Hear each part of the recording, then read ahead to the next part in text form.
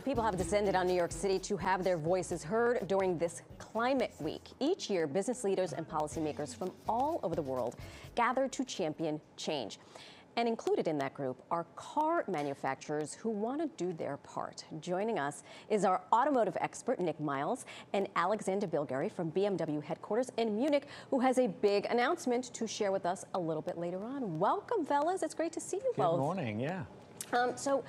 Gridlock is a way of life here in New York City. That was a very strange shot that we barely saw any traffic, so there must be a motorcade. Talk to us about the fact that cars and trucks remain the biggest contributors to U.S. greenhouse gas emissions. What do you expect to hear from these car manufacturers this week? Well, I'm hoping for solutions, right? We have a very unique country in the United States, 50 states. The size of them is massive. It's 50 different countries. You could fit the whole of the UK, where I was born, into 11 of our states. Wow. So we need transportation, but we also need solutions. We need education. And I think I've started to hear some of that from Climate Week. I've started to hear some of the manufacturers talk about things that they can do better. Okay. I'm all ears. All ears. Alexander, BMW, an official sponsor of Climate Week. Why is it so important for you as a company to pull leaders together during this week right now? So at the BMW Group, we believe that the challenges of our time can only be solved together. And that's the reason why we are here and now partnering for the second year with New York Climate Week. So bringing people together from startups, NGOs, and other industries, talking solutions is helpful. Like Nik said, it's all about cooperation. Right, cooperation, conversation, communication, really important things. BMW is pulling out all the stops, cutting emissions. Alexander, I teed you up. BMW has a big announcement to make.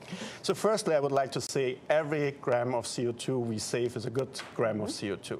So we are still investing in combustion engines because there's also high potential to lower CO2 emissions. But we also do plug-in hybrids and battery electric vehicles. But we think there's still a missing link, and that's, for us, hydrogen. Why? You don't have the infrastructure all over the world or in different regions where you can get the energy you need. So hydrogen could bridge this. And so that's the reason why we are now testing BMW iX5 hydrogen here in New York. We will bring a car to the market by the end of 2028.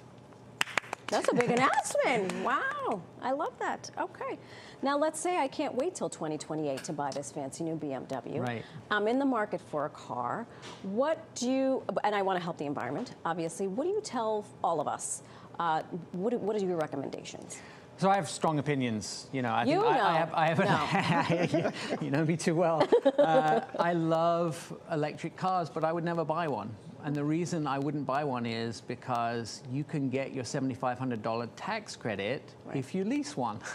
And I'll tell everybody, go lease an electric car, but you've got to find the car that's right for you, right? What fits your family? What can you do? What works for you? And so leasing a car is one of the things that I recommend, but I also recommend is educate yourself and find out what works for you the best. Look at what your family needs, how far you travel every day.